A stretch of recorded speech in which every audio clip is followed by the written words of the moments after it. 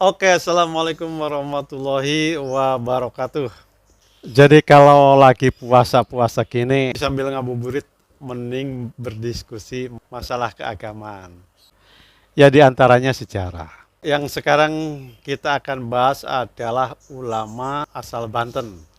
Banten itu dalam sejarah di Tatar Sunda itu merupakan gudangnya para ulama, tempat di mana banyak ulama dilahirkan. Dan mengenai ulama-ulama pada abad 19 dan awal abad ke-20 itu bertumpu pada dua ulama besar, yaitu Syekh Nawawi Al-Bantani dan Syekh Abdul Karim Al-Bantani.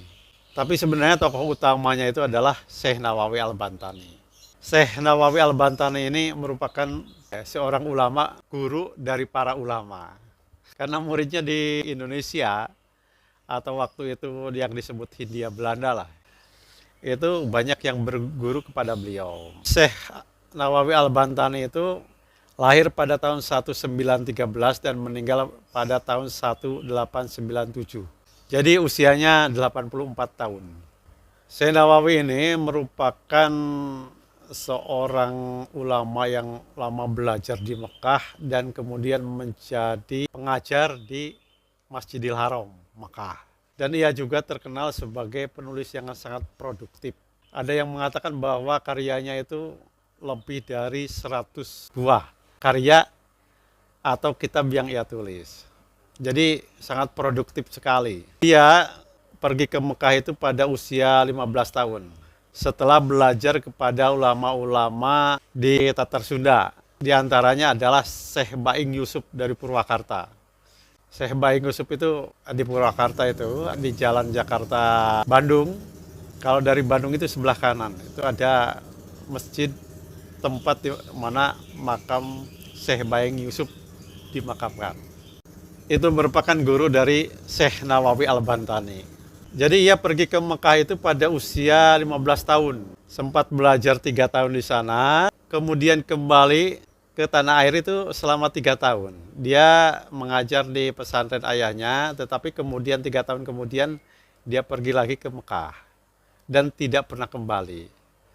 Jadi dia pergi ke Mekah lagi itu untuk belajar. Akhirnya dia menjadi pengajar di Masjidil Haram. Muridnya banyak, sangat banyak yang berasal dari Indonesia itu. Ada beberapa ulama terkenal di negeri ini yang pernah berguru pada beliau. Di antaranya adalah Syekh Mahfud At-Tarmasi, Syekh Khona Khalil Bangkalan, Syekh Tubagus Muhammad Asnawi Caringin, Pandeglang. Terus Syekh Arsyad Towil, ulama ini dibuang ke Manado oleh Belanda. Syekh Muhammad Jainuddin bin Badawi As-Sambawi dari Sumbawa. Terus dari Thailand, dari Patani, Syekh Abdul Qadir bin Mustafa Al-Fatani dari Thailand. Terus muridnya dari India, Syekh Abu Al-Faid Abdul Sattar bin Abdul Wahab Adihlawi dari Delhi, India. Terus Haji Thohir Jalaluddin dari Singapura. Terus Haji Dawud dari Perak, Malaysia. Kemudian pendiri NU, Kiai Hasyim Asy'ari. Kemudian pendiri Muhammadiyah, Kiai Haji Ahmad Dahlan. Kemudian pendiri Mataul Anwar, Kiai Haji Mas Abdurrahman. Dan lainnya. Syekh Nawawi sendiri itu pernah diundang ke Al-Azhar untuk memberikan ceramah dan memberikan fatwa khusus. Jadi tentang fatwa khusus. Karena kepakarannya dalam bidang keilmuan, sehingga Senok Horgronje yang waktu itu menulis tentang ulama-ulama di Indonesia, menggelarinya sebagai doktor ilmu ketuhanan. Sedangkan para ulama atau intelektual waktu itu menggelarinya Al-Imam wa Al-Faham, Al-Mudakik, tokoh dan pakar dengan pemahaman yang sangat mendalam.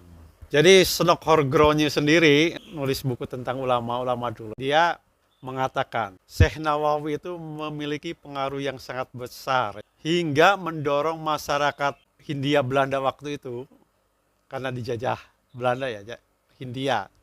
Jadi bukan Nusantara ya, untuk mengkaji Islam secara seksama, Ulama yang berpengaruh kedua di Banten itu adalah Syekh Abdul Karim Al-Bantani.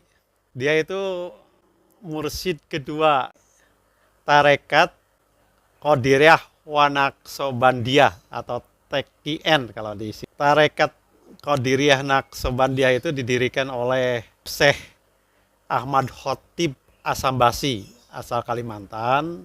Nah, Syekh Abdul Karim Al-Bantani itu berguru kepada beliau. Ia lahir pada tahun 1930. Dia seumuran dengan Syekhona Khalil dari Bangkalan. Makanya ada 3 ulama yang bareng seangkatan beliau waktu di Mekah itu, yaitu Syekhona Khalil dari Bangkalan, kedua itu Syekh Mahfud At-Tremasi atau jadi Syekh Mahfud asal Tremas. Tremas itu dari Pacitan. Pada tahun 1860 Syekh Abdul Karim itu pulang ke tanah air, ke Banten. Dia mendirikan pesantren di sana. Banyak sekali murid-muridnya yang menjadi ulama besar. Di antaranya Tubagus Muhammad Palak dari Pandeglang. Terus Bagus Ismail yang terkenal dalam peristiwa Geger Cilegon yang memberontak terhadap Belanda. Termasuk Ki Wasid, Haji Marzuki dan lain. Jadi sebenarnya awalnya ia menjadi Syekh Tarekat Qadiriyah wa Naqsabandiyah itu di Banten. Tetapi pada tahun 1876 ia diangkat oleh Syekh Sambasi itu menjadi mursyid pengganti beliau. Mursyid Tarekat Qadiriyah wa Naqsabandiyah. Kenapa Tarekat Qadiriyah Naqsabandiyah itu cepat berkembang di Indonesia itu? Karena disebarkan oleh 3 ulama murid dari Asambasi. Yang pertama itu adalah Syekh Abdul Karim Al-Bantani dari Banten. Kedua itu Syekh Tolhah dari Cirebon. Dan ketiga itu Syekh Ahmad Hasbullah dari Madura. Jadi kenapa tarekat ini begitu di Indonesia menyebar di Pulau Jawa ya? Yaitu salah satunya yang pertama itu disebahkan oleh Abdul Karim Al-Bantani, Syekh Tolhah Cirebon, kemudian Syekh Ahmad Hasbullah dari Madura.